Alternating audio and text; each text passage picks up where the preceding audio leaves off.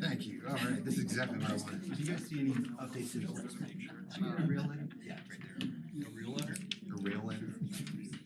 I got some edits on that, which is great. Yeah, no, I think we need to see if we can speak the deal and give her a spot.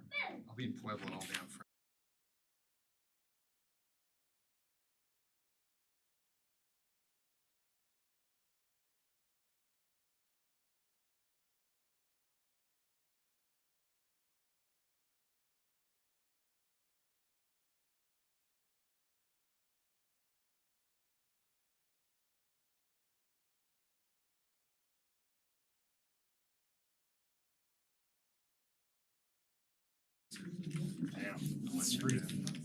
I'm not gonna lie, I use it occasionally for research until I get started on a document. Give me an outline for this topic.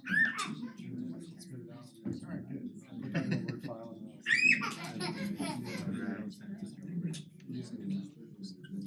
I always say. Good evening, everyone. Thanks for coming in. I'm going to call to order the regular Board of Trustees meeting for October 24th, 2023. And we have a special honor guard here tonight. I don't remember in memory any other time someone approaching us that would like to do color guard tonight. And we have Pack 6 here with Joe, Jackson, Alex, and Edric that will be presenting the colors for us. Will you please stand and join us in the Pledge of Allegiance? Color guard, attention. Audience, attention. Color guard, forwards.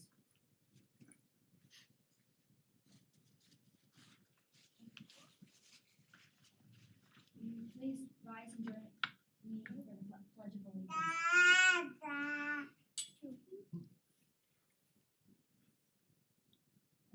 allegiance To the flag of the United States of America and to the republic for which it stands, one nation, under God, indivisible, with liberty and justice for all. Color guard, prepare to post the colors.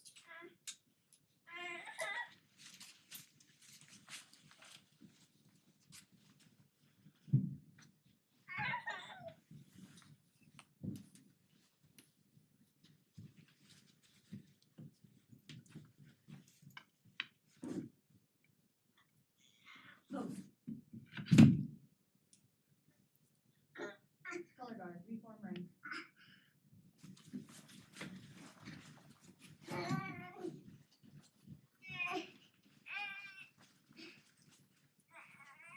Color gold, gold.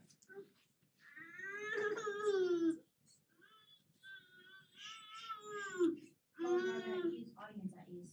Excellent. Thank you. Let's give him a round of applause. Thank you. Well done, gentlemen. Thank you. Next is clerk, can you call the roll, please? Mayor Karspeck. Here. Mayor Pro Tem Grace. Here. Trustee Hardy. Yes. Trustee Murphy. Yes. Trustee Ayers. Here. Trustee Kurtz. Here. Trustee Albrecht will be absent this evening. Thank you, clerk. Next on our agenda is citizen participation. This is a chance for anyone signed up tonight to speak to anything that is not on tonight's agenda. We will be opening up everything on tonight's agenda except for the Bat Week proclamation here. Thank you very much. Okay, we do have several signed up, and we'll start out with Stacy. And again, for the, I'm sorry, I didn't bring up the directions here, but if you could come to the front, state your name and address, and if possible, keep your comments to 3 minutes or less. Thank you very much. Stacey Evans, 3252 Del Zonte. I'm here to give my opinion on if you guys were considering to extending the Airbnb past their 30-day mark. We have a great street, moved there for all the reasons it is. We're really a tight-knit group, except for the 16 plus Airbnb across the street. That's not what I hoped for.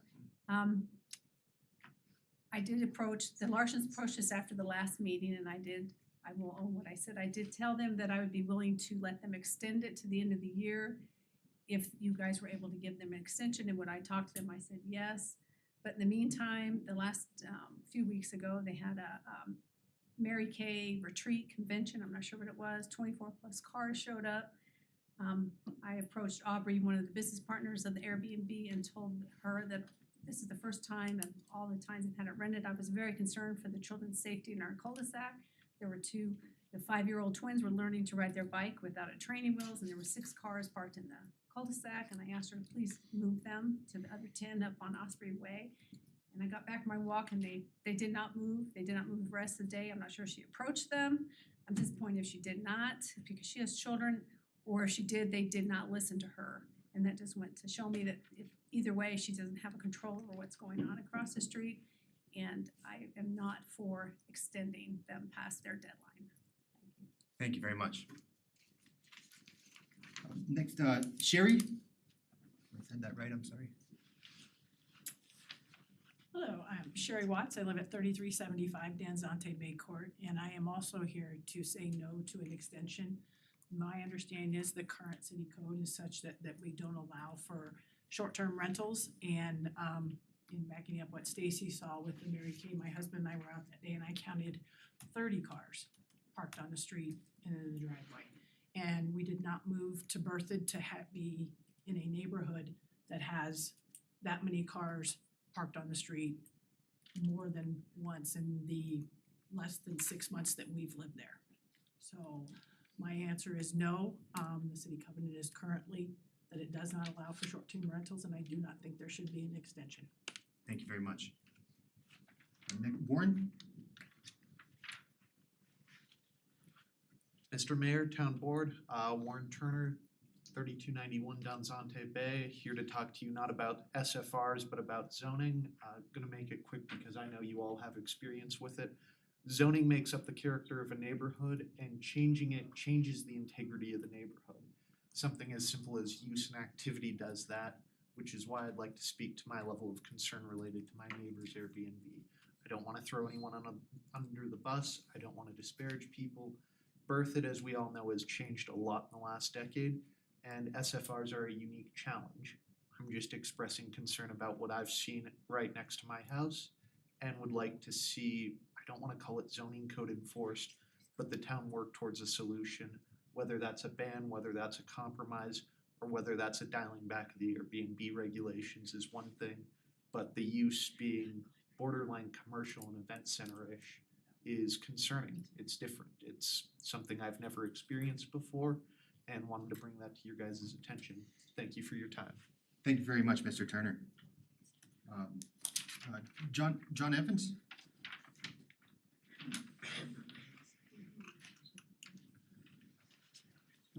Good evening, thank you for allowing me to speak. I'm John Evans, I live at 3252 Danzante Bay Court. At the risk of being repetitive, I just want to state alongside what Warren said that my understanding of the land use code in the town of Berthoud, it does not allow short-term rentals.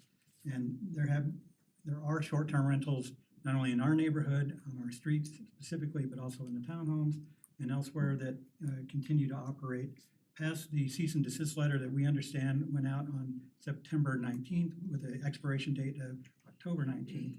And we have active use of these properties as Airbnbs, VRBO, whatever the short-term rental is. And we're just wanting to understand, the town put out a cease and desist. It was received, I believe, by the homeowners or owner managers, and what's next? So I know that the home across the street from us, 3277 Danzante Bay, has 5 additional reservations passed today. And so what's next? And that's looking for some clarity and some insight from the town council on what we can expect. Thank you. Thank you very much. Janine Weisel? Pardon me if I'm butchering. I'm Janine Weinzerl. I live at 3333 Heron Lakes Parkway. And I'm here as well to ask for enforcement of the current code regarding short-term rentals. Heron Lakes Parkway is across the green space from Danzante Bay. There are multiple Airbnbs in addition to the one that holds events. that our backyard faces up on. Several weeks ago, I believe it was actually the same weekend that the Mary Kay event was going on. One of the other short-term rentals had several adults staying there along with 2 7 or 8 year olds who were unsupervised. The 7 to 8 year olds were in the backyard of the Airbnb property, lifting up the covers to the water sprinkling system controls. They then proceeded out into the common space and did the same. Walked across the common space to a house 3 houses down from mine. Proceeded to play on their patio furniture, climbed up and down it, and then I went in to actually put my shoes on to go tell them that they were on private property, and I didn't see them, but I could hear them. They were up between the 2 houses again, lifting up the cover to the sprinkler control systems and digging down in there. I don't know what they were doing. I yelled at them, told them they had to get back. They were on private property. Their mother came out and I informed her that they were on private property and that she needed to watch her kids. And that's when about 10 adults came out of the house, which I know that particular house, when I had looked at the listing, it does not have enough to house 10 people, and 2 children. So I would ask for enforcement of the current code. Second thing I want to talk about is the speed on Heron Lakes Parkway. I know we have asked for speed zone signs. Speed bumps would be preferable because no one is slowing down. And it is very dangerous at any time of the day. A lot of it is construction traffic, which will someday go away. But in the meantime, there needs to be some restrictions and some policing of that, especially on the north end, as it intersects with County Road 14, going both directions. So I would ask for something to be done there as well. Thank you. Thank you very much. Ms. Weinzel. Ron Larson?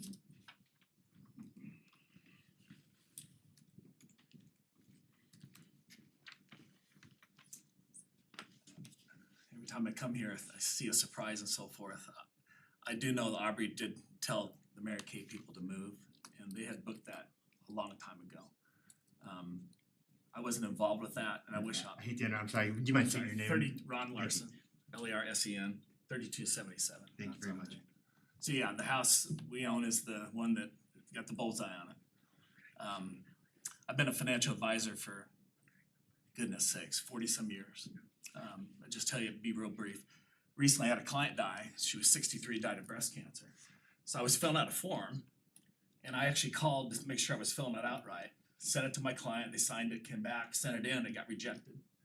And the point being is, we've done the very best we can to make sure that we're in compliance with things. Now, in terms of the occupancy and so forth and so on, yes, it's a big house. And I do know Aubrey did tell them to move their cars. How fast they did it, I don't know.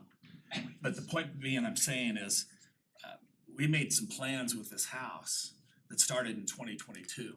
And if we've offended some people, I sincerely apologize. That was not our intention. I tell clients it's not my job, not my goal to make you an enemy of me. And evidently we have done that in a big way, and it was not intended. The issue we have is we have people that have come and planned these events and booked airline tickets, rented cars, and they're coming in from out of state. Maryland, Chicago, the people that were there a few weeks ago came in for the CU game. We got people coming in from all over the place. It's very difficult to tell them, you gotta stop right now. You gotta cancel everything, you gotta change your airline tickets and so forth and so on. We've shut down the reservations. We're not taking any of those at this point in time. It's been shut down. Our dilemma is, what do we do with these people that have booked these trips way in advance? And I think there's really only 4 groups left, and they're really spread out. They really are. So I'm just asking, they don't want it, but we need a little bit of time. It's almost like telling Ace Hardware you sold a lawnmower, but you gotta shut down in 30 days. You can't deliver it now. All we need is a little bit of time to basically terminate this thing. That's the plan. But I don't know what to tell these people that are coming in from out of state. You wouldn't like that to happen to you. Good land. So that's our dilemma. So we're complying with our neighbors. We're trying to shut the darn thing down. But it's almost like a car going up and they hit those barriers, and all of a sudden we just gotta stop. It's a business. You just don't tell a business to shut down that quick. We will comply. I'm gonna do the best to make sure people are happy, but we need a little bit more room. They had agreed a month ago to allow this to happen.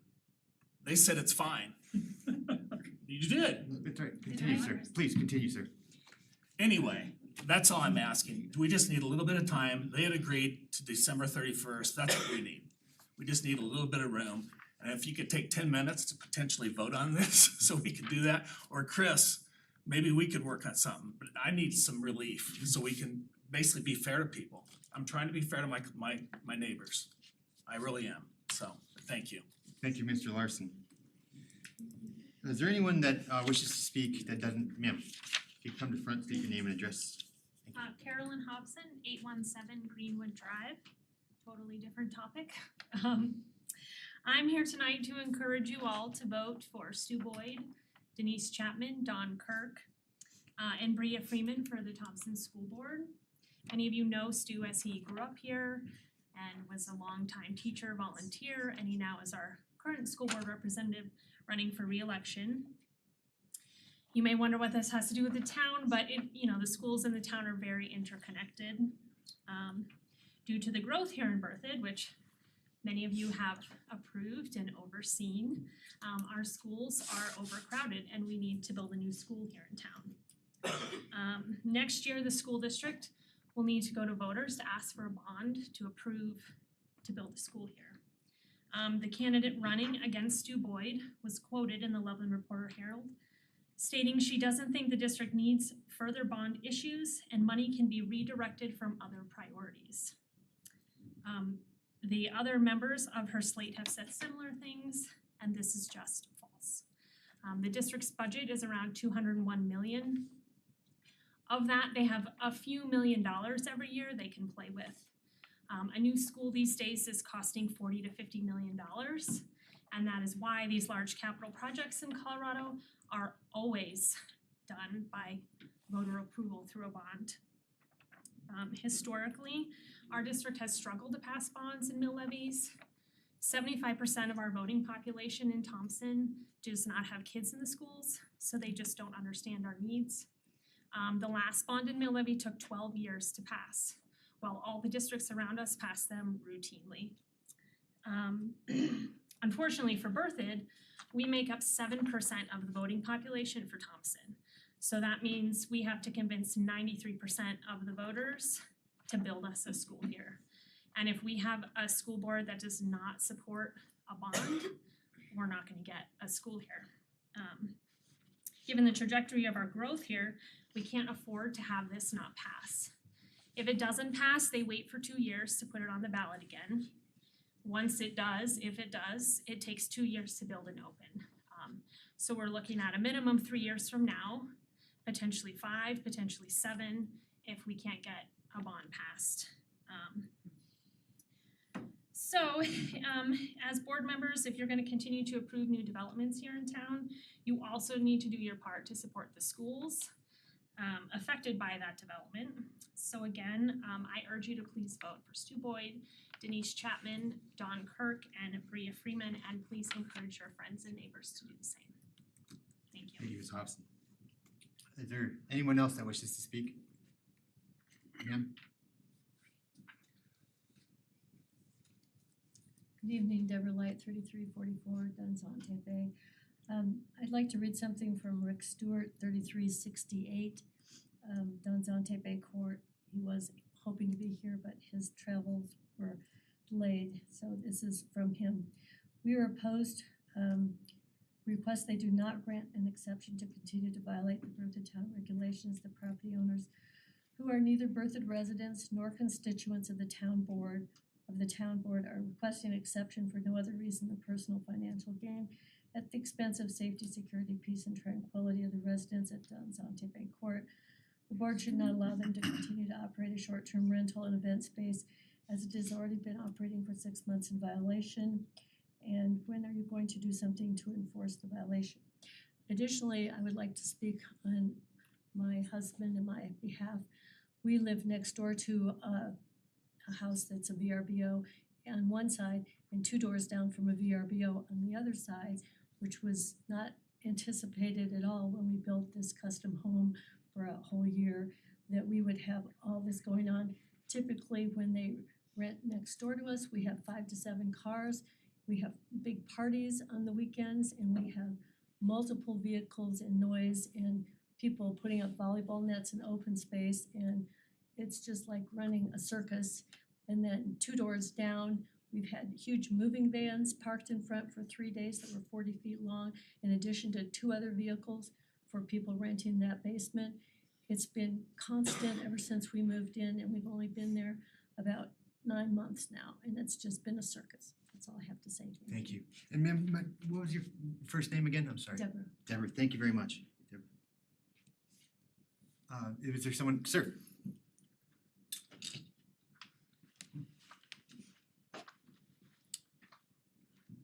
Good evening, I'm Matthew Gavin, 3270 Danzante Bay Court. All my neighbors got up and spoke, and I'm just here to support them. We have a lovely little cul-de-sac. We all moved down there to enjoy our retirement years, get to know our neighbors, fall in love with the children of the people that live near us, and help raise them and make sure they're safe. That Mary Kay party was kind of a straw that broke the camel's back. The family has tried to work with us. They've said we keep hearing words, but the actions and the results are exactly different. So, you know, first it was a wedding reception. That's not going to happen again. Now there's a Mary Kay convention, and now they're saying, well, we just have a few more. Just don't worry, it won't happen again. I'm done. He's worried about the people that might get their plans canceled. I don't know about you. I'm 60 years old. I had Holiday Inn cancel 6 rooms for me when I sailed over to Michigan through the middle of the night with 20 of my friends, and we showed up with not a hotel in town after a major sailboat race. It happens. I've had my planes canceled all the time. It happens. VRBO has a policy. If it's canceled, they work with the person to get a new reservation, find them somewhere to go, give them some refunds. He's asking that those people not be inconvenienced, but that we keep getting inconvenienced. And I just hope that you continue to enforce the laws of Berthoud. Thank you. Thank you, Mr. Gavin. Is there anyone else in the audience? Clerk, do you have anyone online? There is not, Mayor. Okay, thank you. At this time, I wish to speak only to the fact that I think the reprieve or some relief to the end of the year was my idea. I did call you, Mr. Evans, after I talked to you, the Larsons, and I was just trying to find some kind of happy medium. That did not come from the board or anything, so I take responsibility for saying that and getting everyone's heart rate up. I just thought with 30 plus Airbnbs and STRs caught in this, there might be some relief for people. And it's not appropriate for me to kind of make discussions with trustees outside of a meeting, so I thought the best place would be reports tonight. Having talked to some of the trustees, not everyone, there does not seem to be strong support to have a relief program.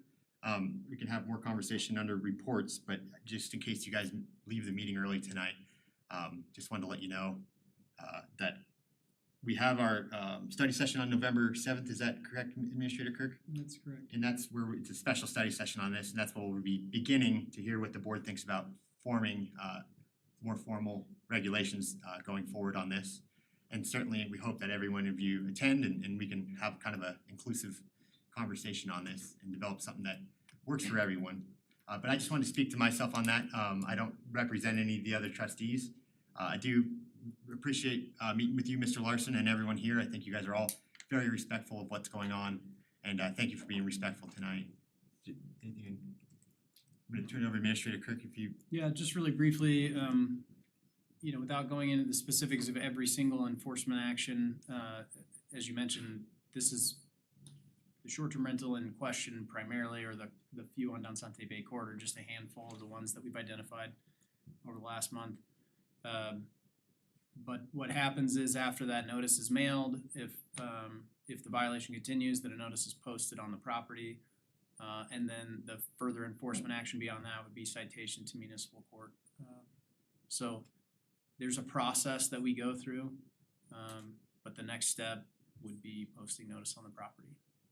Okay, I had a question about ones that are still listed. I haven't checked, but I've heard there's others listed. Are we also sending them notice or?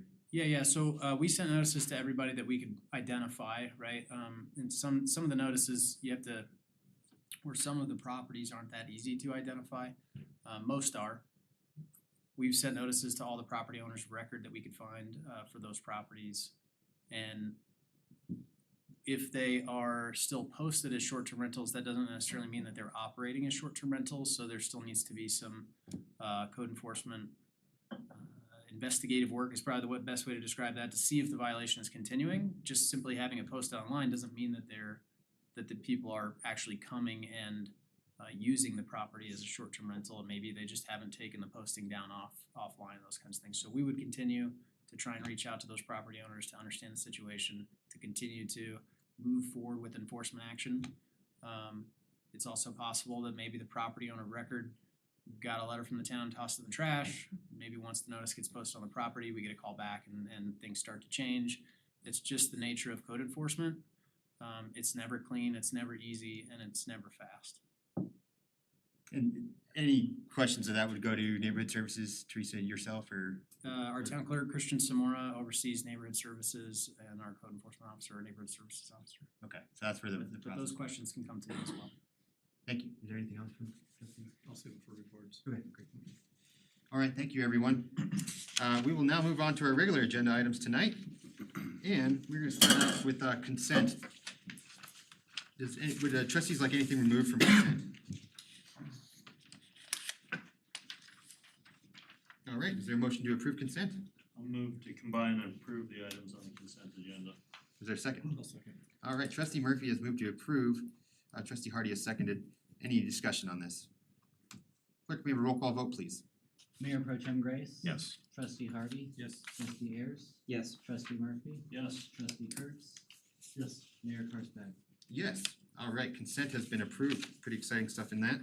Thank you, staff, for the open lands grant application I there. was gonna say, that is pretty exciting. Yeah, I should have pulled that, but it's great. Just a time.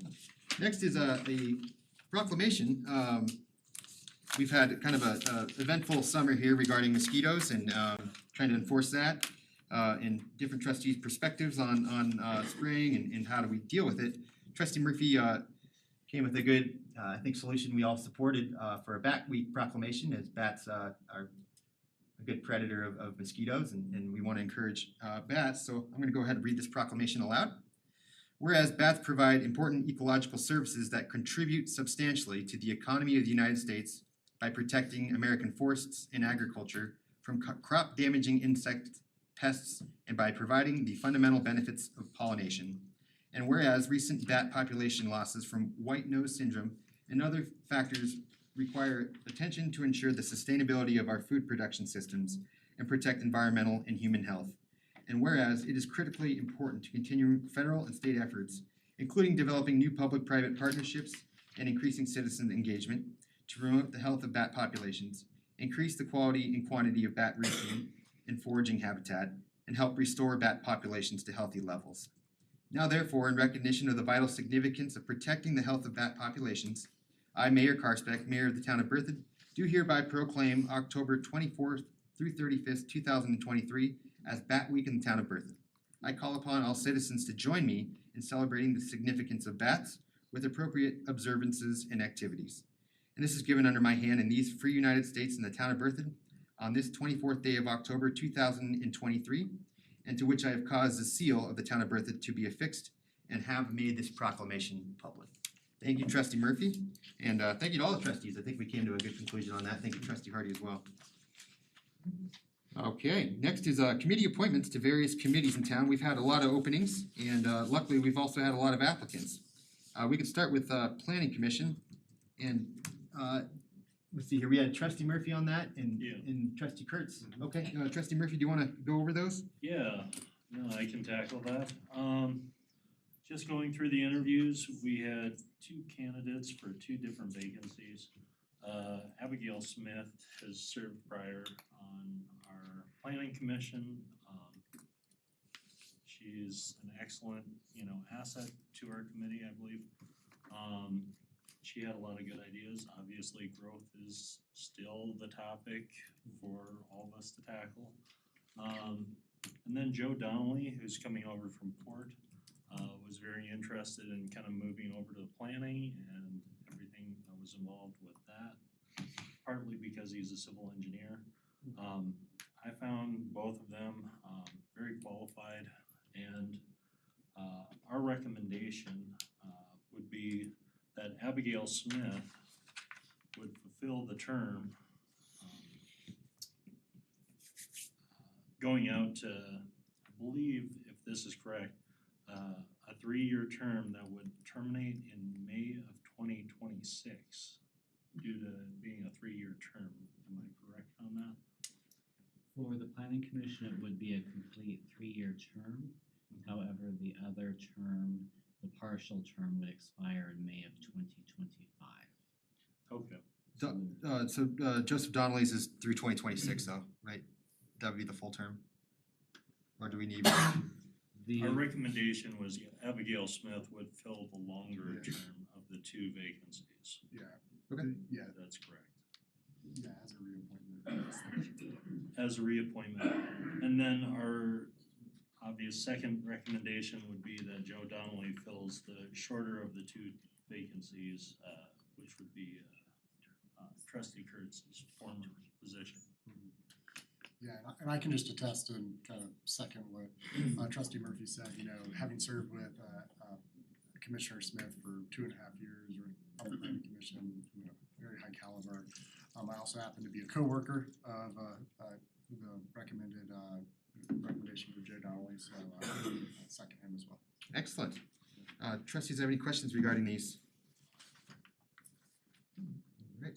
Alright, we have a motion by trustee Murphy, or do you wanna? Yeah, that was a I don't motion, mind and Chris making- Kurtz is second, trustee Kurtz is seconded. Yep. Clerk, may I have a roll call vote, please? Trustee Murphy, Yes. Mayor Pro Tem Grace, Yes. Trustee Kurtz, Yes. Trustee Ayers, Yes. Mayor Karsbeck, Yes. and I'm sorry, Trustee Hardy. Yes. Okay. So you're gonna forget about it. That's unanimous. Thank you to the applicants and thank you to both of our trustees for interviewing them. It's great to have that full. Okay, next would be the Historic Preservation Advisory Committee. This was trustee Hardy And Mike. and, okay, Mayor Pro Tem Grace. Go ahead. Yeah, we had 2 open seats and 3 applicants. We did make a final decision on 2. That would be Lee Hardy's and Fred Main. Looks like we would be reappointing Charles Zidlow and Todd Duvall to remain on for a term of 2 years. We did have a 3rd applicant, but we felt like his focus was really in the heart of being on port. So we'd like to make a recommendation to see if he can still interview for that if they haven't filled those seats yet. Okay, Put them on the short list or something. so that was trustee Hardy's motion. Do you have anything to add? or if you No, want to- no, I fully agree with that. I'd Okay. second that. Alright, so we have a motion by trustee Hardy, seconded by Mayor Pro Tem Grace. Clerk, may we have a roll call vote, please? Trustee Ayers, Yes. Trustee Murphy, Yes. Trustee Kurtz, Yes. Mayor Pro Tem Grace, Yes. Trustee Hardy, Yes. Mayor Karsbeck. Yes. Alright, congratulations to the applicants who made it in. Thank you to the applicant that did not. And thank you to the trustees on that one. Next we'll move on to Port. I think we have 4 there, openings, and that was trustee Ayers. We're over here, right? They switched. Okay. And who was that? Oh yeah, trustee Murphy was on that. Oh, trustee Trustee Kurtz, Kurtz, okay, yeah. thanks. Do you mind leading that off? Yeah, sure. Yeah, so we had 6 applicants for 4 positions. It was pretty good applicants all around. They had a good interest in Port. They were using a lot of the amenities around town, and everyone was really interested in helping the committee move forward. And to trustee Hardy's point, I was going to urge the 2 applicants who didn't get appointed to continue to apply, to continue to do public outreach, and you know, be put on a short list for future appointments and that sort of thing, because it's good to have that citizen participation. So we did end up filling, or we're going to recommend to Okay. fill the 4 spots tonight. But if that applicant is interested, they should keep looking Or forward. even just attend because they're public meetings. Sure. I was just gonna I'm jump sorry, into define port, cause I think I saw some folks. That's great. questioning Yeah, what- thank you for what doing that. port was. Should've, So yeah. parks, open space, recreation and trails. Okay. Thank you. Yeah. HPAC is historic preservation, and I should have done all I'm these. not I'm speaking sorry. in my code over here. Planning. Secret Yeah. societies. But anyway, so the four applicants that we are going to recommend are Lauren Roth, who has been on the committee, Carolyn Hobson, who has also been on the committee, they both reapplied, Sean Henry, who had a lot of experience in conservation and that sort of background, as well as Crystal White, who was rather interested in the forward focus of the parks and what could be in the future. So we think that those four are going to be a good fit moving forward. Awesome. Anything to add? Something? No, just, yeah, everything Trustee Ayers said is true, that, highly qualified applicants, very fortunate as a town to have folks like that wanting to participate, so, I mean, we had a pretty lengthy discussion afterwards that narrowed it down, so I would just, if they're listening or hear this, for the two that weren't successful in making it onto port this time around, please keep trying or look at other vacancies on other committees, so. All right, thank you to both the trustees and for the 6 applications. And so that was that would be a second. That would be a second. Okay, Trustee Ayers. We should have a port club, Yes. Clerk, we have a roll call vote on that one. Trustee Murphy? Yes. Trustee Kurtz? Yes. Mayor Pro Tem Grace? Yes. Trustee Ayers? Yes. Trustee Hardy? Yes. Mayor Karsbeck? Yes. Okay, unanimous approval on Parks, Open Space, Recreation, and Trails. Next, we'll move on to, this is a Tree Advisory Committee, TAC, and Tree Advisory Committee oversees and really a liaison and support to our town forestry department on our urban canopy, and has done a lot of great work on marketing, getting the word out on to citizens on trees on their property and also on the tree lawns in front of them, and really helping us fight the emerald ash borer, and have done a really great job. Trustee Murphy, do you want to mind leading this off? Sure. We had 4 candidates for 3 positions. Both Lynn Larson and Amy Lentz reapplied for their positions, and both have been excellent assets on the committee. They bring their A game every time, and I'm happy they reapplied for their positions. Beyond that, we had Richard Kirkab and Stephen Allen. Both were very interested in stepping up and serving. Both were really interested in what they could bring to our trees and our canopy in town, and what improvements they could bring to the table. And it was a tough decision, but ultimately we decided to go with Richard Kirkab, largely due to his extensive experience in landscaping and functioning as a contractor. So we would like to move forward with the recommendation that we move forward with Richard Kirkab, Lynn Larson, and Amy Lentz for the 3 open vacancies on the Tree Advisory Committee. All right, thank you, Trustee Murphy. I was the other board member in those applications, and I can, Lynn Larson, thank you for being not only all these meetings, but also on your various other activities with the town, including liquor enforcement and on the tree committee. And from the day that you came up front here and saying, Mayor, you're not doing your job, we don't have a good liaison in me, because I was so busy. We got Sean on there, and you guys are really taking it to a new level. So I'm so happy to have you, and having Amy as well, being a Weld County Extension Agent for CSU. And I agree with Mr. Kirkab coming on board too, a real interest and a lot of landscaping experience in northern Colorado. So I think it'll all be great. So I do second that. Anything final on this one? Clerk, we have a roll call vote? Trustee Ayers? Yes. Trustee Kurtz? Yes. Trustee Hardy? Yes. Mayor Pro Tem Grace? Yes. Trustee Murphy? Yes. Mayor Karsbeck? Yes. All right, finally, we have Youth Advisory Commission. Yep. And I'll hand that over to Mayor Pro Tem Grace. That close. You guys were this close. No, it was really short and sweet. Essentially, Joe and Danielle both have expressed interest in joining Youth Advisory. The committee is desperately in need of any members. If you know anybody the age of 13 to 18 and goes to school in Berthoud, they can apply it's literally the same form that the adults apply for, and they involve themselves in the community. We have meetings. Joe's a great spokesperson. He's right over there, that guy right there.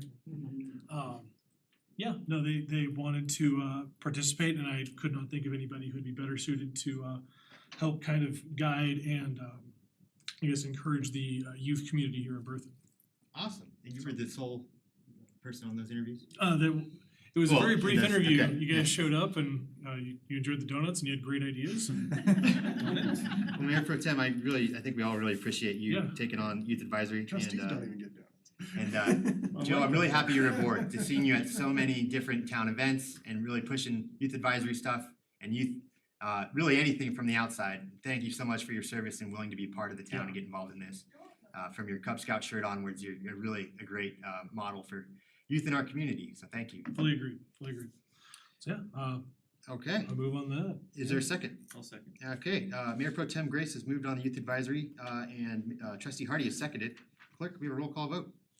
Trustee Ayers, Yes. Trustee Murphy, Yes. Trustee Kurtz, Yes. Mayor Pro Tem Grace. Yes. Trustee Hardy, Yes. Mayor Karsbeck. Yes. Okay. Question for youth advisory. You said there's still open seats? Yes. Are those open to kids that are homeschooled or do they have to be in the school district? Technically, it says within the school, like Berthoud. Okay. I think anyone That's that what I of thought. that age. Just thought I'd Yeah. reemphasize that If you As go long to as school and homeschooled you're kids. homeschooled in Berthoud, you technically go to school in Berthoud, so yes, Yeah, technically. Or charters, which is our. Or charters, yeah. Or charters, yeah. Just make it available to all youth. Cool, all right, thank you. Oh. Okay, that's great, it's just incredible, we have all these applicants and so thank you for everyone. Next is a habitat fee waiver request, and we have our town planner, Ann Johnson, back. Welcome, Ann. And Tiffany Brody is here as well. Welcome. Yep. Good evening, Mayor Karsbeck, members of the Town Board of Trustees. So on March 28th, 2023, the Town Board of Trustees passed an ordinance that would allow opportunities to reduce some fees from the building permit process.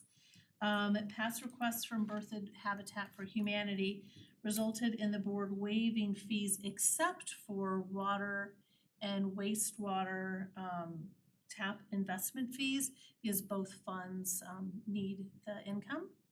And this estimated building permit fee before the requests came in was over $33,000 for the building permit, including those tap fees and what we pay our third-party building inspector, Safe Built. Safe Built has agreed to waive their fees for this as well. And so this will be at 65% reduction, or approximately $21,511. Reduced building permit fee, so the resulting building permit fee will be $11,830. This is all approximate, based on that. So the community touchstones that are supported by this request are resilience in having a wide portfolio of housing products in the town, as well as sustainability and promoting community identity by providing housing for all individuals in the town of Berthoud. There is a motion contained in your packet.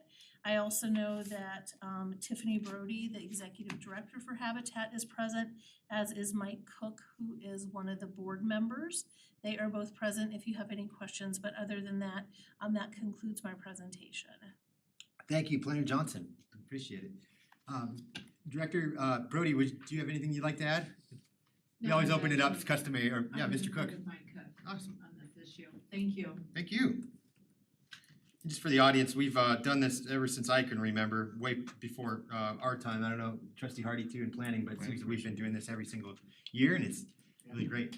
Good evening, everyone. Michael Cook, 970 East County Road 8. I'm on the board at Habitat as well as the construction superintendent, so been volunteering with them for 18 years out there building the homes. So we have been very appreciative of the support from the town. At every time we turn the corner, we come in and we ask for support on the fees and we get it. We ask for help with the things we're doing, and everyone has been very good.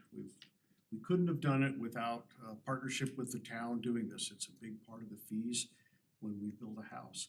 I want to just thank you again and hope that you approve that.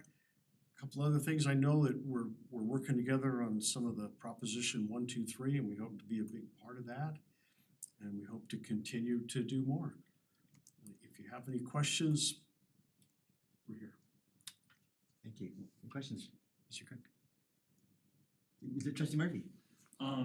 Regarding the exceptions called for, with the water tap and the wastewater tap, investment fees, if you could just explain how Habitat would cover those, you know, going forward. Should we continue to offer, you know, the removal of the additional fees aside from that? I think it was before my time, but I think the very first time, I believe that the town forgave all the fees, including the water and sewer, and they may not have been a separate entity at the time for funding. Regardless, we pay the fees, we love half price or a little better than that, we're really happy, we're overjoyed. You know, we write a check to pay those fees, we'll get a check as we pay our permit, we'll come in and do those, and we've been doing that for decades. We take anything we can get though, any help we can get, we're always looking for it. You know, the restore profits and our fundraiser, that's what pays the bills and funds our construction projects and the permits, okay? So it's pretty much all from the community and goes to the community. Thank you very much. No. All right, I did promise I'd open it up to the public just to see if there's anyone in the audience that wishes to speak to this. Okay, bring it back to the, did I miss a hand there? Okay, never mind. Maybe Aaron was a glitch or something, all right. That's why Aaron doesn't go to auctions. Well, let's bring it back to the board now. Everyone seeming in support? It's fantastic. Mr. Cook, thank you, and Tiffany Brody, oh my gosh, just what you guys are able to accomplish in this small town, really punching above of your weight here compared to Loveland and all these other communities. And we have no other real low-income program, and as Habitat likes to say, it's not a handout, it's a hand up. You have to put some sweat equity to build your home, so just really lucky to have you guys. Trustee Murphy?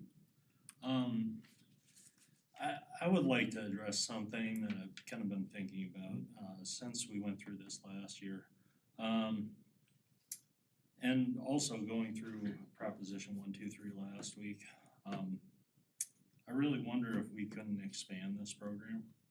You know, it seems to me working on affordable housing is maybe the issue that we should really be focused on.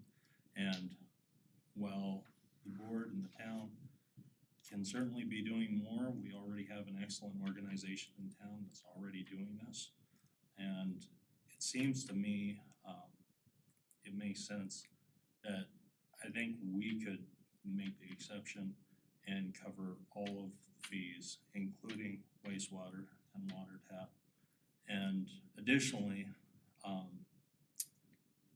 would honestly like to see us match the 20 units per year up from 2 that the current ordinance operates under.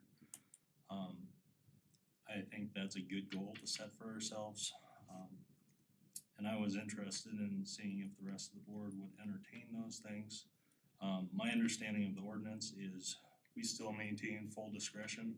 If the town is pinched on dollars, you know, we don't have to offer this in those tight years. But it seems to me this is a small thing that we could do, you know, to help out affordable housing.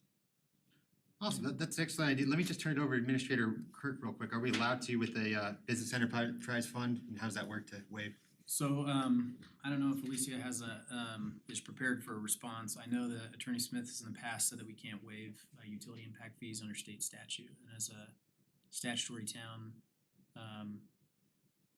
we're stuck, and which is why the last several years we have not waived those fees. Kind of a separate, being an enterprise fund, kind of a separate thing. The state said has to, well, I guess has to balance itself. Yep. Maybe we could look into that.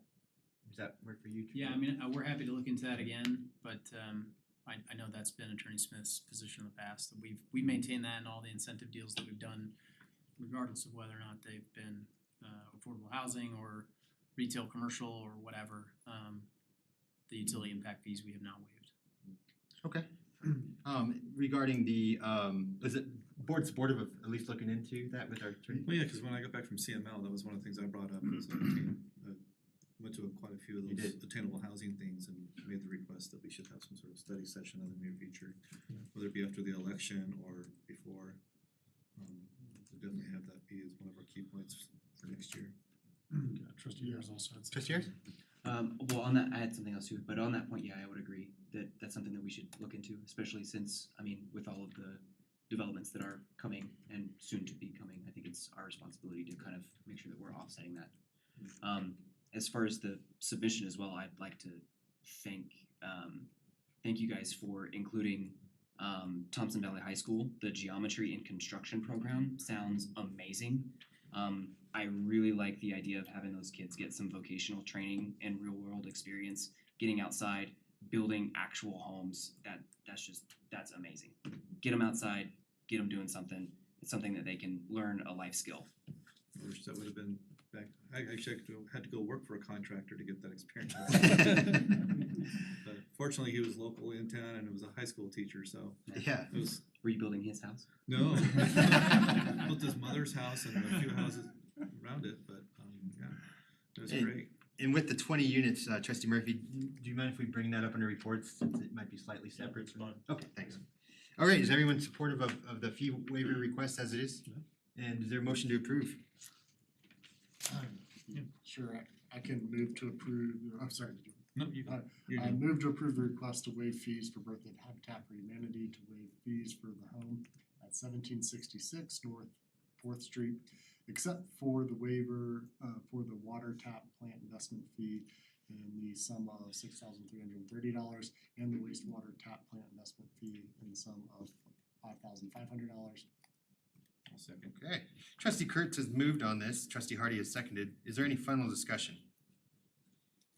Clerk, can we have a roll call vote, please? Trustee Ayers? Yes. Trustee Murphy? Yes. Mayor Pro Tem Grace? Yes. Trustee Kurtz? Yes. Trustee Hardy? Yes. Mayor Karsbeck? Yes. All right, congratulations and thank you very much for all you do. Our final regular agenda item tonight is the landscape guidelines introduction, and this is also by Planner Johnson. We're only 5 minutes behind schedule. Catching up. Good evening. So the purpose of this agenda item tonight is to set the hearing date where you will hear the full presentation on the landscape design guidelines through ordinance 1327, and it's suggested that this hearing be on November 28th. Now, we did go to the Tree Advisory Committee on October 16th, so just last week. And we're taking the draft guidelines to Planning Commission this Thursday. An overview of where we are since May 23rd when the draft guidelines came to you. Erin Bagnall with Sofer Sparn worked with community development staff, with town forester, presented to the Tree Advisory Committee since it was last presented to you all on the 23rd of May. I believe it went to Tree Advisory Committee twice, once right after your meeting and then once last week. Staff also took a field trip and visited landscape areas on Front Range communities to take a look at things that we thought were appropriate and more indicative of the future development patterns that the town would want to see. Then one of the items that we felt was missing was a practical implementation of these landscape design guidelines. So one of the things that Erin and her team put together is a sample maintenance plan. And that is in the appendix material of the draft that you'll be presented with. And that maintenance plan will give a developer an idea of an outline of what they need to develop with their land use applications. And then that maintenance plan can be provided to a landscape contractor so that they have an idea of a schedule for trimming and irrigation and how to take care of these areas, including irrigating seeded areas with native seed that needs to occur until establishment. Excuse me. And then your comments were also incorporated, including caliper size of plant material, tree selection, limiting rock and bluegrass, fire breaks, and clarifying the intent for use, how this guideline is supposed to be used. Excuse me. So again, tonight, staff is requesting that you all set a hearing for November 28th. And at this time, this does conclude staff's presentation. Thank you. Trustees, any questions for staff on this? I just wanted to say that, because I wasn't part of the previous discussions, kind of as the new guy, but I think it's just great that the town is pursuing this. And I don't even have a green pinky, so even as a homeowner, I would like to have maintenance schedules for the plants that I'm trying to keep alive as well. I happen to live in a neighborhood where the maintenance was not kept up, so we are dealing with that right now. So applaud the town staff and everybody involved. I did want to say on the ordinance, I noticed there was mention in reference to FEMA, and I wasn't sure if that was. Oh, that was probably a carryover from something else. Yeah, I'll I double was just check on gonna that. say, Thank you. The third one down, it might have been from a previous ordinance, but that was it, but yeah. Thanks, thank you very much. And just so you all know that this is something that previous staff and Administrator Kirk started, we're just following the ball. Yeah. It started at a board retreat years ago. Yeah. And, Administrator Kirk wanted to get on that. Is it tonight to ask questions on this, or we're just setting the date? We're just setting the date tonight. Trustee Murphy, thank you. Just had a quick couple of comments. I did notice the document had quite a few typos in it and stuff, so if you could just run through it, capitalization, spacing, that kind of small stuff. What's up with Lynn? You didn't catch those? Well, I gave her some comments. But Give it aside to our from that, editor. I think it's much improved. I wanna thank staff and our committees for really working through this. And I think we're much closer to a really quality document that I think we really should be not only sharing with new developers, but citizens farm-wide, because it's got a lot of great info for managing your vegetation and trees, so yeah, we should kinda celebrate this. Should we Yeah, I mean, if pass you're it. wondering what to plant in your own yard, it's got like a list for every type of categories, yeah. So, that's all I've got. Excellent. Anything else from the trustees? Want to open it up to the public. I did promise if anyone likes to speak to this. In reality, we're just setting a date tonight. I do have some questions and stuff, but I'll reserve it for that night. Okay, I'll close it, bring it back to the board. Sounds like we're largely supportive. Well, this is definitely something we've been talking about for a while, making sure water and landscape is more than just a tree, a bush, and a sidewalk in your front yard. Or dirt. Yeah, and the homeowner gets to figure it out. This is definitely where we need to start moving with water conservation. So we gotta get this thing scheduled for sure. Yeah. Yeah, and I sent town staff a link on a Boulder seminar is gonna be put on about irrigation and lawns, and seemed like there was some interest there maybe from Keith, Chris, hopefully.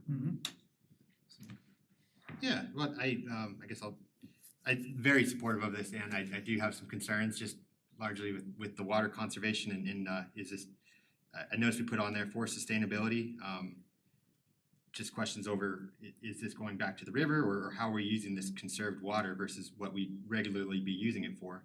But largely on most of these points, it really is good to have some clarity on stuff. I don't expect you to speak to this tonight if you'd like to. No, I'm just thought I'd come stand here so you're not talking to me. I know I'm mumbling too, so. I was just planning on just going with this as setting a date, but if we're, Yep, that's fine. okay. All right. Did anyone like to move on this? Move to schedule a public hearing on November 28th, 2023 to consider the adoption of the Town of Berthoud Landscaping Design Guidelines. Second. Okay, Mayor Pro Tem Grace has moved on this. Trustee Hardy has seconded. Is there any final discussion from the board, amendments or anything? Clerk, give me a roll call vote, please. Trustee Murphy? Yes. Trustee Kurtz? Yes. Trustee Hardy? Yes. Mayor Pro Tem Grace? Yes. Trustee Ayers? Yes. Mayor Karsbeck? Yes, all right. Thank you very much, Planner Johnson and staff. All right, that concludes our regular agenda items tonight, and we can just move right on to reports, and we'll start it with trustees. And tonight we can go, let's go left to right. Trustee Ayers? I don't have anything from Port because we had the interviews. You said we could hold comments for the short-term rental. Yeah, so I guess my thoughts on the situation were I was generally supportive of the extension. However, there has been obviously some really, really negative incidences that a lot of you guys have had to put up with. I think that it's unfortunate that not to use a cliche, but it's kind of unfortunate that bad apples ruin the basket for whatever reason, right? I'm not trying to say if someone is at fault or whatnot because I don't know the situation, right? And so I was generally in favor of an extension, not for anyone specifically, but because there are people who are operating and who are, earning extra income in one way, shape, or form that no one has ever complained about that we didn't even know existed. And I didn't think that it was necessarily fair for that to happen. But if we're going to have a study session soon about updating policy, updating protocol, I think that's a better place to have specific comments about such things. But it sounds like that we need to sort of follow procedures that are in place because there are people who are not following those procedures. And unfortunately, when someone can't be trusted one way or another, once again, I'm not trying to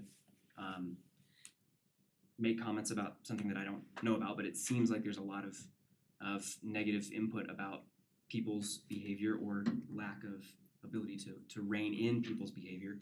And unfortunately, that turns into the higher authority having to step in and follow the set guidelines. Was that English? Does that make sense? Yeah. So unfortunately, I am supportive of short-term rentals because I think it's important to have this extra income if you have the space. However, if you're not following policy and if you're not following the sort of letter of the reason behind the ability, sort of like the comp plan, right? The lists that were just brought up on the landscape design, they're adding, this is why we want this to happen, and so that if you have a question, this is what you should do. And it seems like people are not, or either understanding that or willfully disregarding the sort of reasons for allowing or not cracking down or not knowing that they exist. So I hope that was No, that's a great. useful comment. Anything else you'd like to bring up? Not at this point. Okay, thank you. Appreciate that. Trustee Hardy. Ditto what he just said. I don't have anything else other than the Airbnb stuff.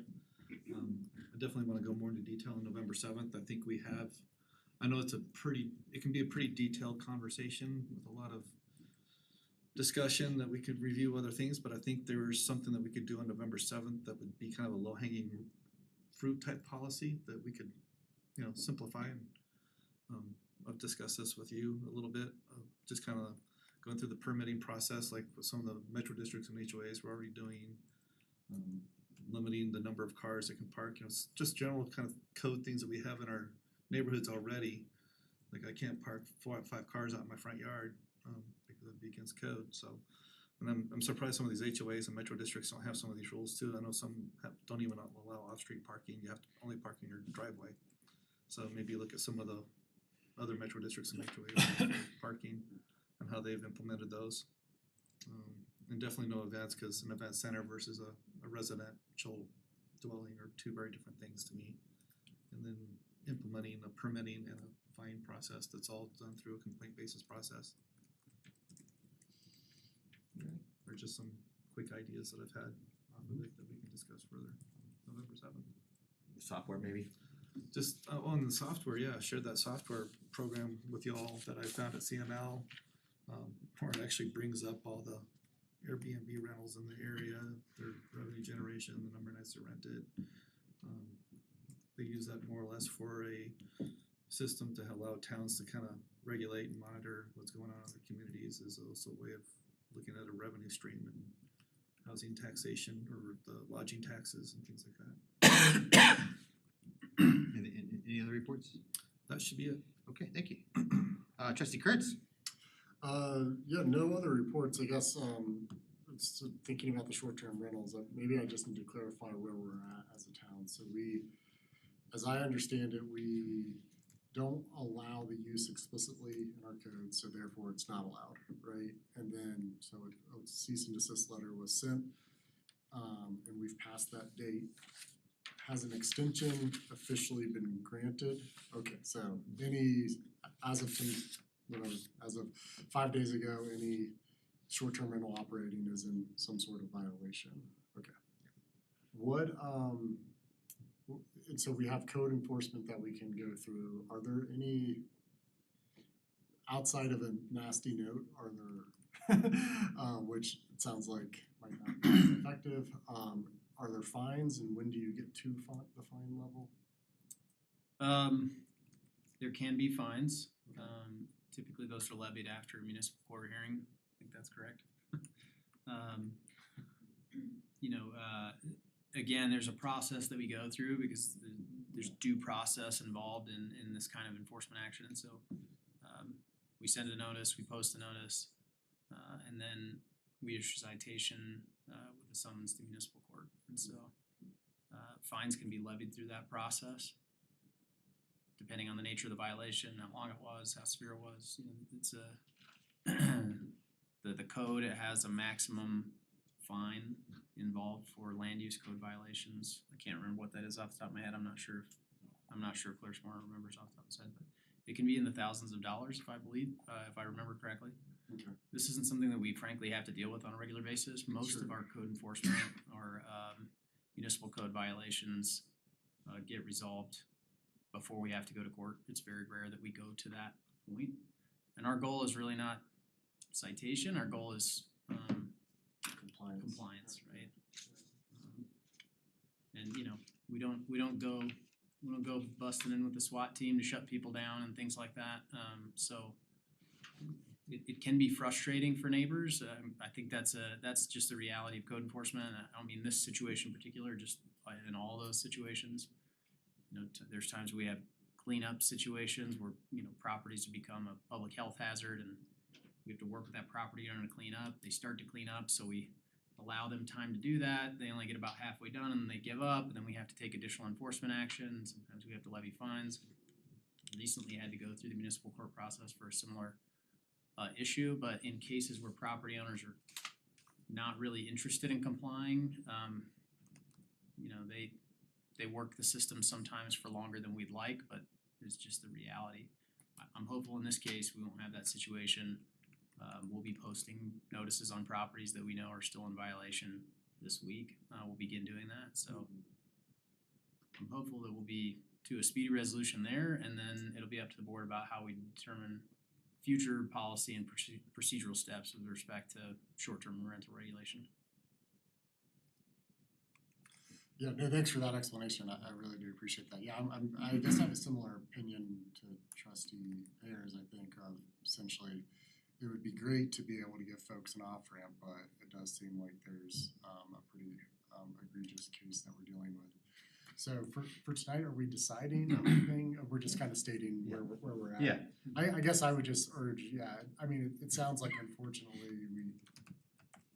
we are caught a little bit off guard and because of a bad actor, so I would just urge us to have the study session and come up with, I think you said that some sort of temporary policy, whether it's that night or at the next board meeting, put it in place, and then if we wanna come out with a more sophisticated, nuanced policy, we can do that at a later date, but that's kind of where I'm at. I'm sorry for what you all have had to experience. Was that everything? Yep. All right, thank you. Trustee Murphy. Yeah, just to follow up with some of the short-term rental stuff, and I'll echo the same comments from my fellow trustees.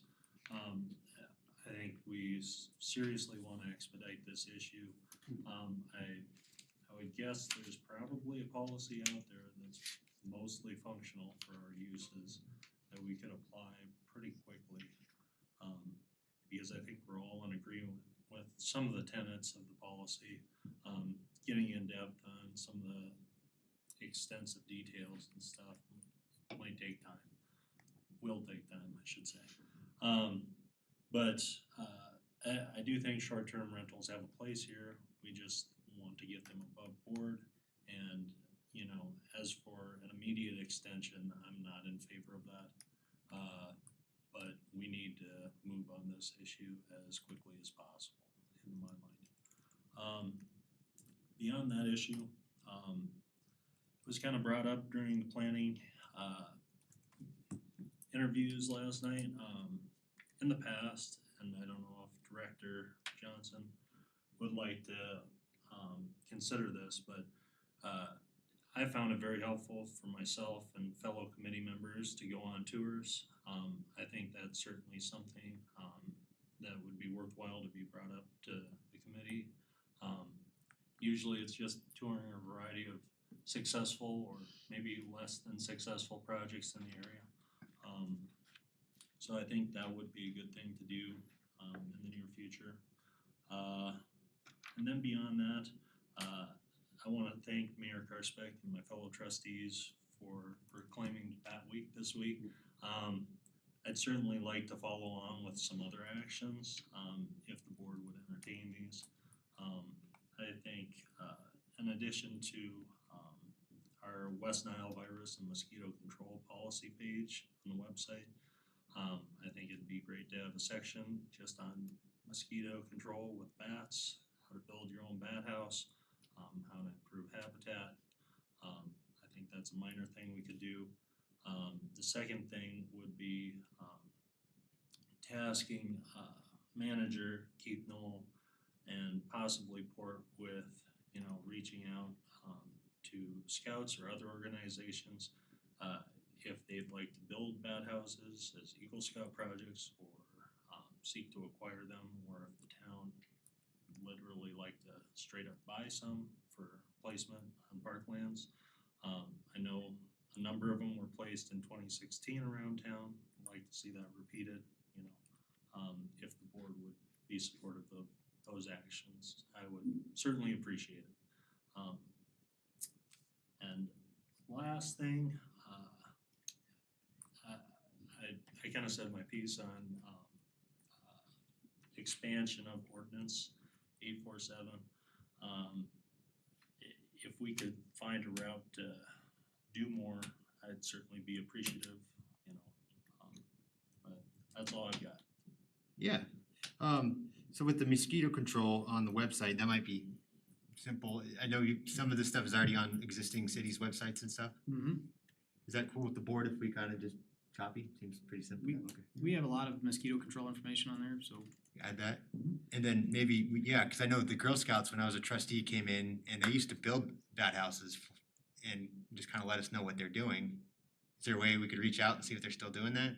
I'm sure we can. I could do that, if not, maybe they could come in Gen Rotar or something. Yep. There's simple kits you can buy too, they're kinda like Pinewood Derby car kits that you can buy online, they can all come in a bag. I know Home Depot, before COVID, used to have like kids build days, and I know they used to, I remember seeing that as one of their projects back about 4 years ago.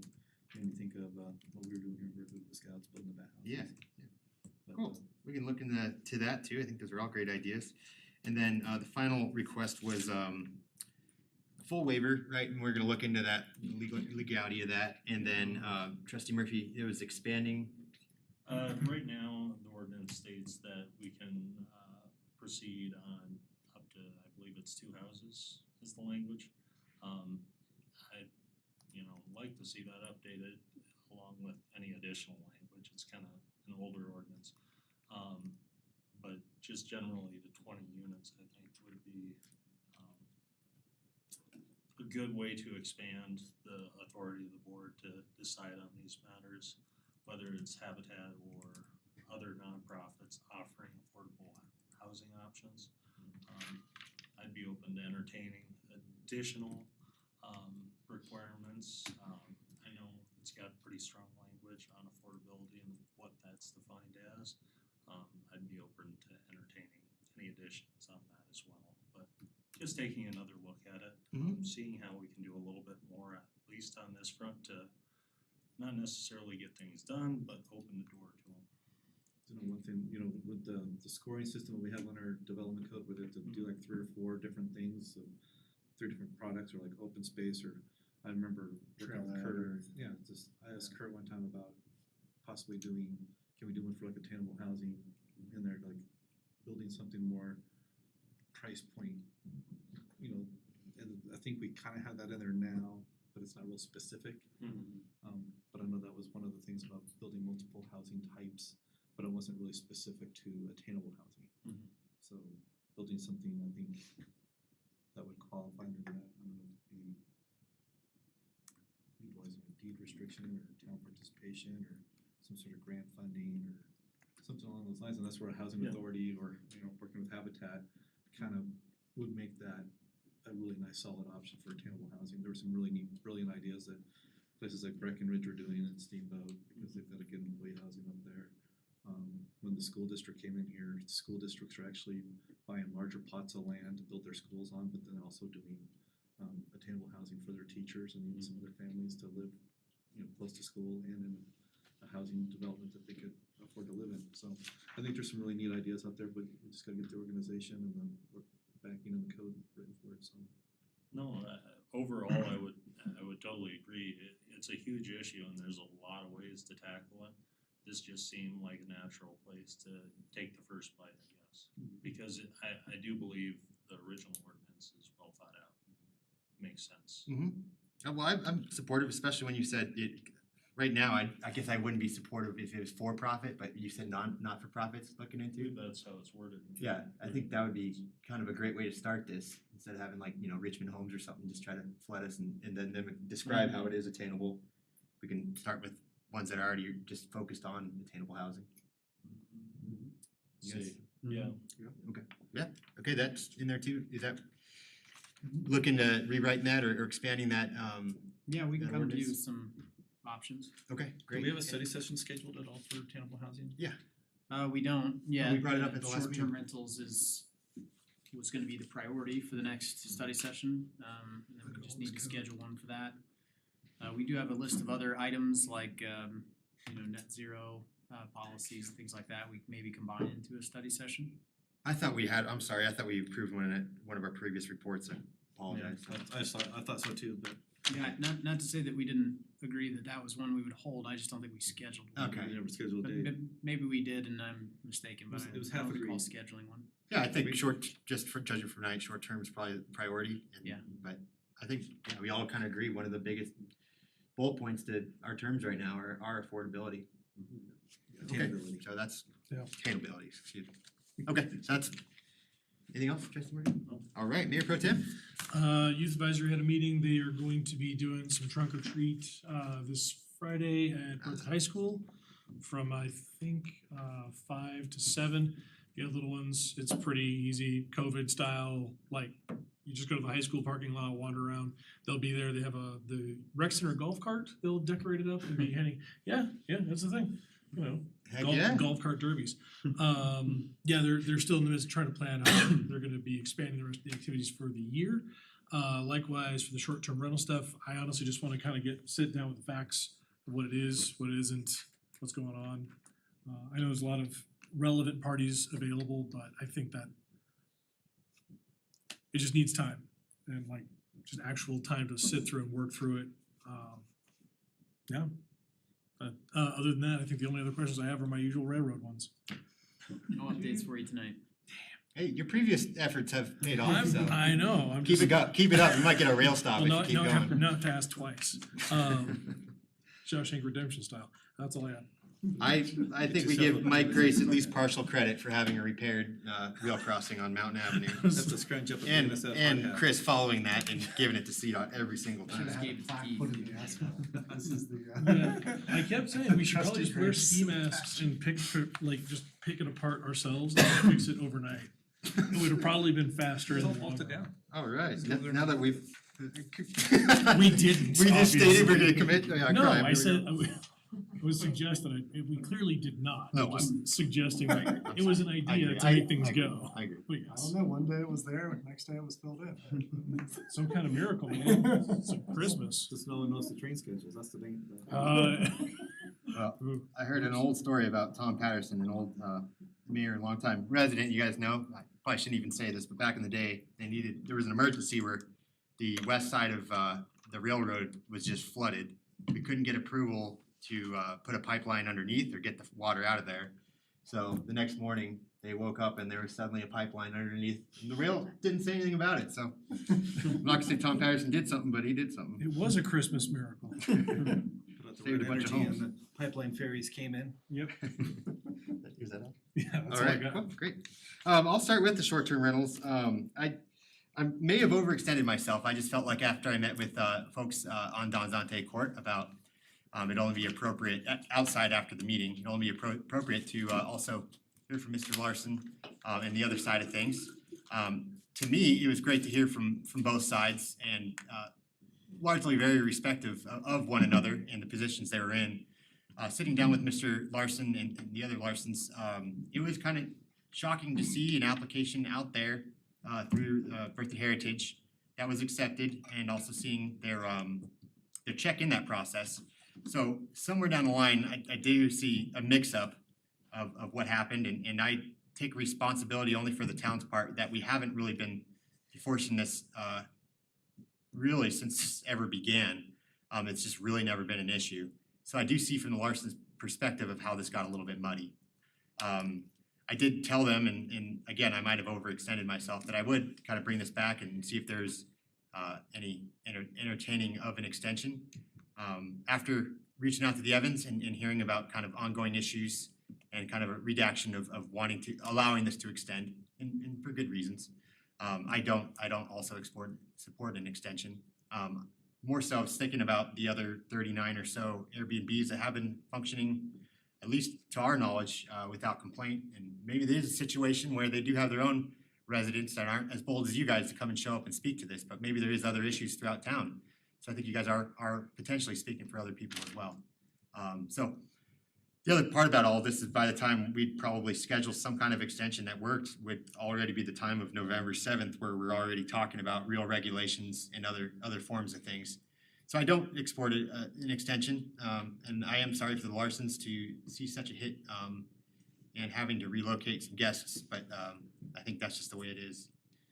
So that's how I feel to that degree. I do look forward to November 7th and trying to create some policy that works for everyone and works for the neighbors, and something that we can get some kind of fee out of to not only support staff looking into this, but maybe a lodging or something, as it is, in my opinion, also a business use.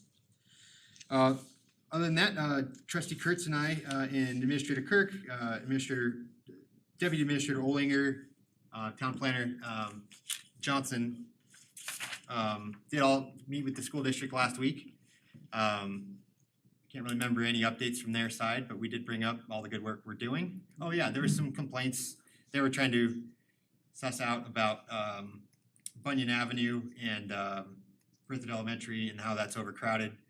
I think Administrator Kirk hit that right on the head. We really don't plan developments for peak activities that happen, 1 hour in the morning and maybe 1 hour at night. And we are getting crowded at our schools, and we do hope for this bond to pass and hopefully spread out that load of students on more elementaries.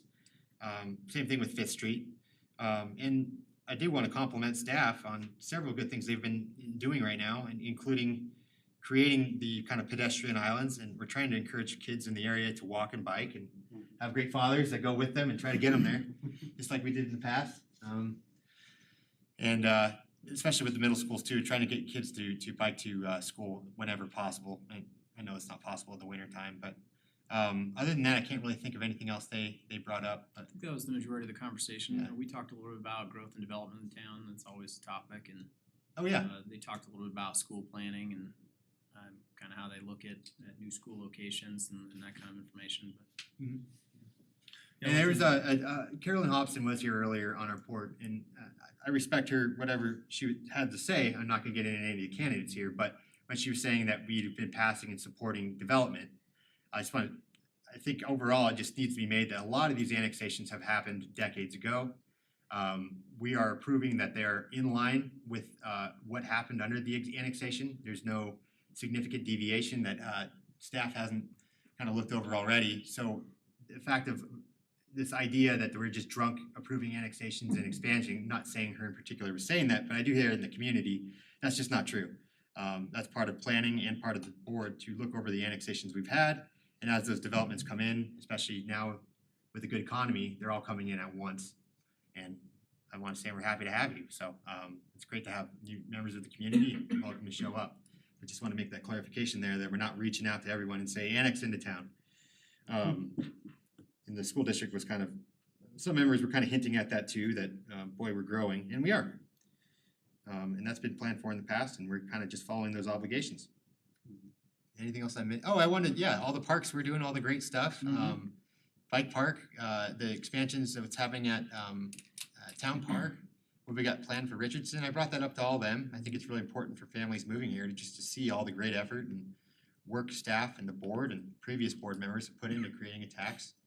And unbelievable 1% tax that we're able to do all this under. So. And growth, I guess, development impact fee.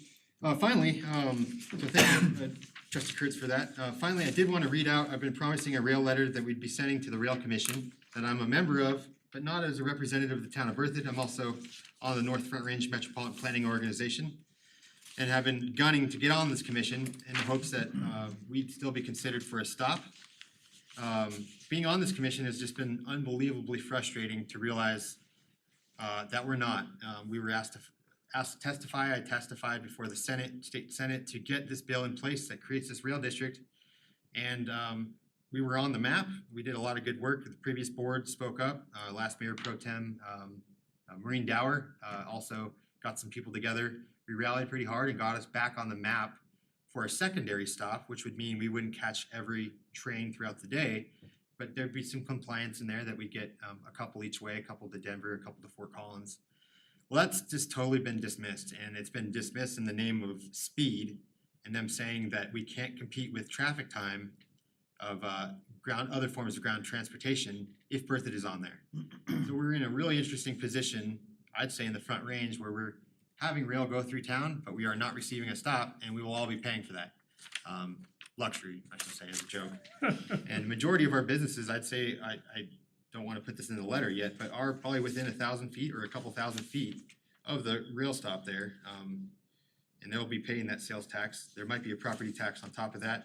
And it sounds like they also want to look at event fees. So anytime there's an event held, rail district would be getting a point of tax. So this Friday, I'll be in Pueblo. I got a hotel through the rail district for a rail meeting and also a visioning session. It sounds like there's support from their chair and a lot of the CDOT-led executive committee to gun this to 2024. This is originally scheduled at earliest for 2026 to put this on a state ballot to vote on forming this tax for this rail district. There's been support from the executive office, from the governor, and CDOT leadership that really politically it's the most valid to do that in 2024 because it's being a presidential election, so you tend to get more voters. I did not expect, I should have as a rail district, but that the rail district, as a rail district member, but the rail district seems to be largely supportive of that, which is kind of shocking given some other conversations I've had with some members. And so I did want to send this out ahead of that, and I'll read this out. I recognize sometimes I say things that maybe have a little too much fangs and sometimes are a little, maybe a little mild. So thank you for the clerk to looking this over. I also sent this out to trustees. Every one of you have given me updates, so I'm just gonna read out what I originally had, and then I'll be updating this if that's all right with you guys and send that out tomorrow in a more formal fashion. Okay, so Chairman Subi, on behalf of the Board of Trustees of the Town of Berthoud, I want to express our sincere surprise at the consideration of what you are to consider at your Friday meeting regarding Resolution 23-12. Amongst many things, that resolution is to support getting this on the 2024 ballot. Berthoud has been a strong and vocal advocate of returning rail service to our town for decades now. We participated heavily in the commuter rail environmental impact study in early 2000s as a stop was planned, as well as a maintenance facility identified on the Jackson property, which is immediately east of our original rail stop. And we put that in our comprehensive plan. We were invited and participated in several stakeholder engagement meetings in Loveland and Fort Collins, hosted the Rail Commission meetings at our town hall in 2019. I should clarify here that this was a previous Rail Commission, and testified in favor of this very bill that created the current district. Despite these efforts, we are under the impression that the Passenger Rail District is proposing an alignment along the BNSF route through our downtown and is not planning for Berthoud to have a stop. In addition, we are under the impression that our citizens will be taxed for this. We hope you will consider not approving the resolution and allowing for more discussion on this matter. Please put yourselves in our shoes and recognize there is nothing of benefit in this resolution to the town of Berthoud, and ultimately that you do not approve. And I do recognize trustees have a lot of updates to that, but I just want to get, we're generally all right with Yeah. that going out. One thing we should probably remind them too is what Berthoud is about. Yeah, absolutely. Captain Berthoud.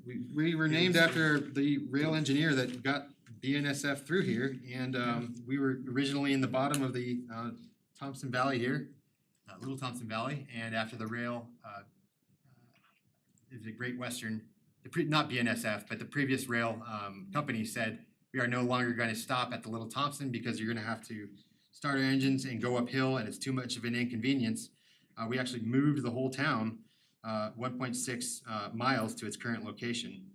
So talk about effort to be in line with rail. I don't know if anyone else in the Front Range or in Colorado has done what we have done, so it's a special slap in the face to get this right now.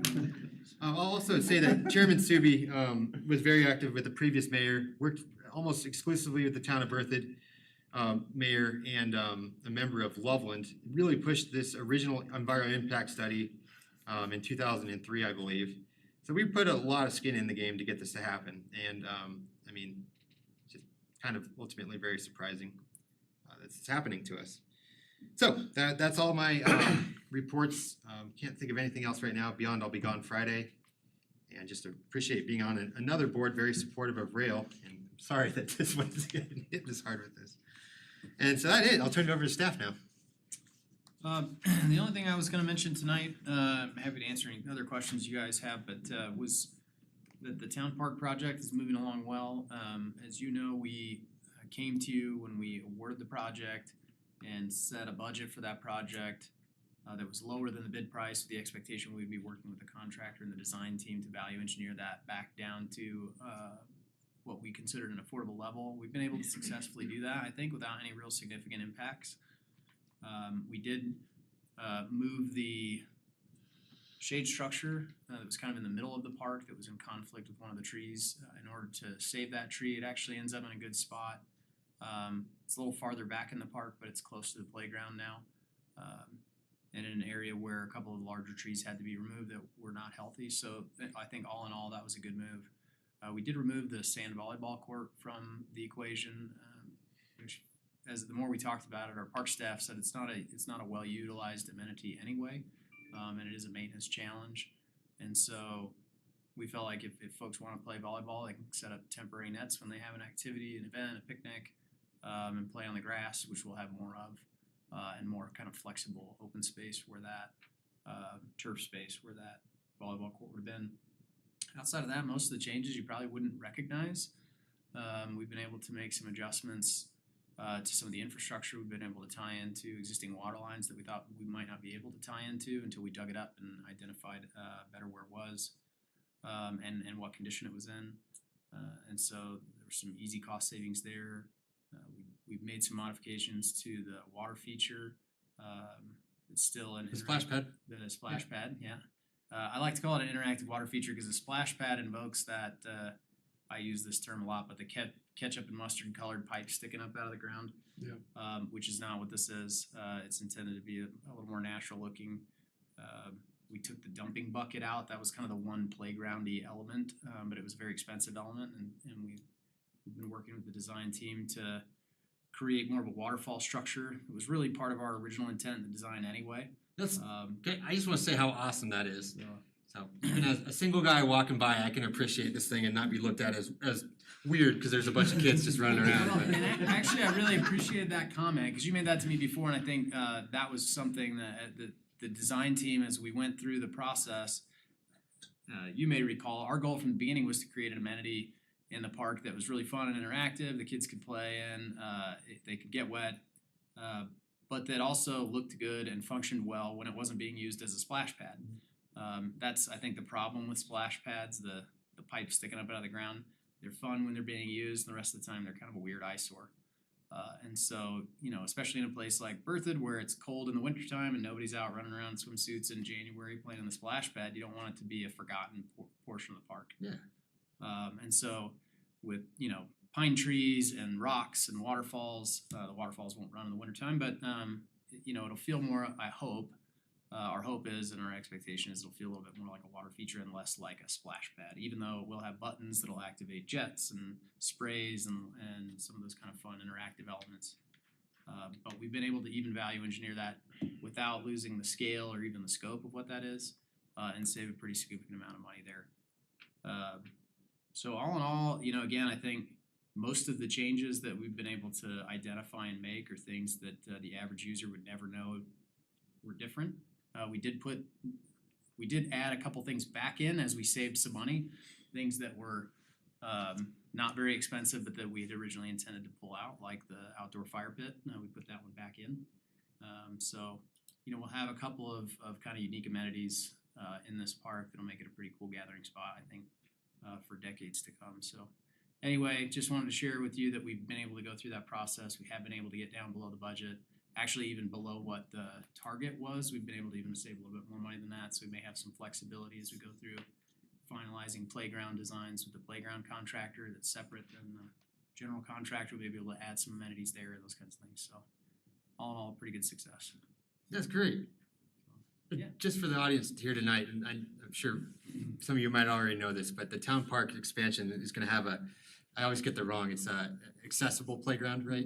Yep. And that means of kids of any ability can use any aspect of this playground, whether you be in a wheelchair or you're autistic, and you're able to, you know, play with your friends and not be at a disadvantage. And this alone, I think, will be the largest in northern Colorado, if I'm correct. But we're Yes. all privately planning her own accessible playground, which Yeah. will make this town unbelievable. And right next to the one in Town Park is gonna be kind of a flagship or a big regular playground. Yep. Yeah, so it's pretty incredible. Yeah, so we'll have the playground that's being developed in the Farmstead subdivision with all the support and the drive from Ms. Bowling, who's come and talked to the board a couple times before. That will be fully inclusive, 100% of that playground. Ours will have a fully inclusive portion of the playground, and then it'll have some larger towers and things that somebody in a wheelchair wouldn't be able to access. So ours is what I would call mostly inclusive, but even still to have, you know, one fully inclusive playground being planned and installed with their leadership and the support from the town and the developer, and then ours is gonna be it absolutely is gonna be a pretty neat amenity for us to be able to add to our community. Awesome. Yeah. Can I also add one more thing? Uh-huh. I'm really appreciative for Forrester Paul.